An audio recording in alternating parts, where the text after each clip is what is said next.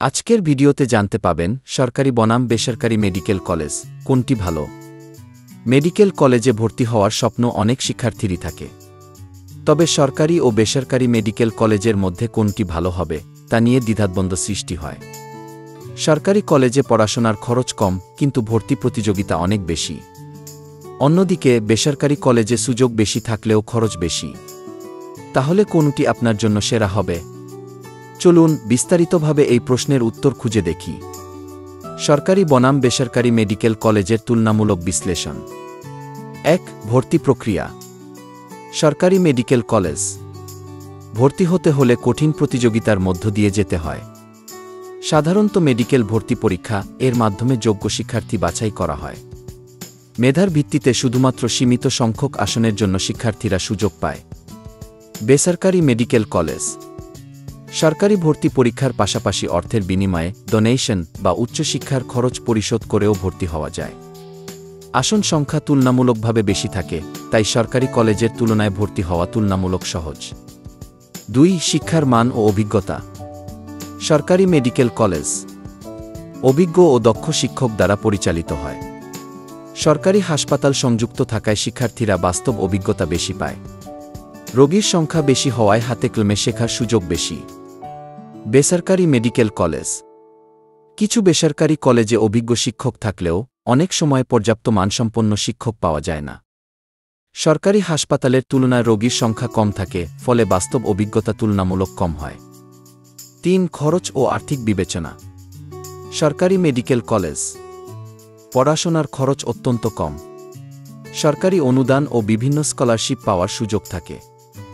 আবাসিক সুবিধা কম খরচে পাওয়া যায়। বেসরকারি মেডিকেল কলেজ ভর্তি ফি এবং টিউশন ফি অনেক বেশি। হোস্টেল ও অন্যান্য সুযোগ সুবিধার জন্য অতিরিক্ত খরচ গুনতে হয়। ৪. প্র্যাকটিক্যাল ট্রেনিং ও ক্লিনিক্যাল এক্সপোজার। সরকারি মেডিকেল কলেজ সরকারি হাসপাতালে চিকিৎসা সুবিধা বিনামূল্যে প্রদান করা হয়, ফলে রোগীর সংখ্যা বেশি থাকে।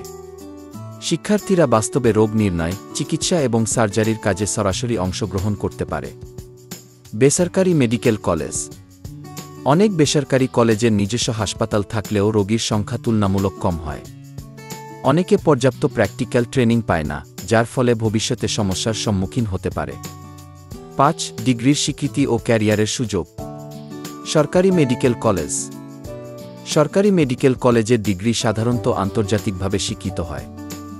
সরকারি চাকরির ক্ষেত্রে অগ্রাধিকার পাওয়া যায়। বেসরকারি মেডিকেল কলেজ কিছু বেসরকারি কলেজের ডিগ্রি বিদেশে স্বীকৃত হলেও অনেক ক্ষেত্রে সেটি প্রশ্নবিদ্ধ হয়। সরকারি চাকরির ক্ষেত্রে বেসরকারি মেডিকেলের শিক্ষার্থীরা কিছুটা পিছিয়ে থাকে। ৬. গবেষণা ও উচ্চশিক্ষার সুযোগ। সরকারি মেডিকেল কলেজ গবেষণার জন্য সরকারি তহবিল ও ল্যাব সুবিধা পাওয়া যায়।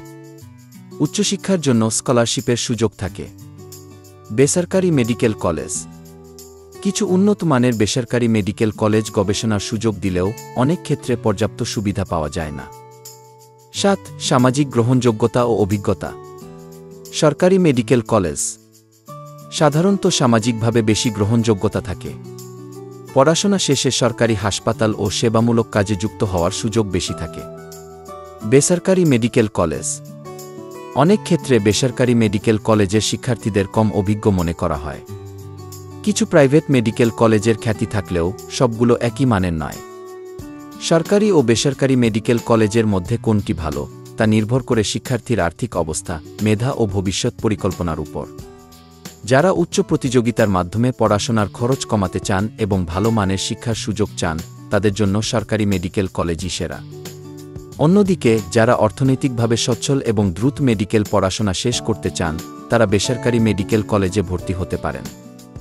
তবে সবচেয়ে গুরুত্বপূর্ণ বিষয় হল, যে প্রতিষ্ঠানে পড়ুন না কেন, ভালো ডাক্তার হতে হলে পরিশ্রম ও নিষ্ঠার বিকল্প নেই।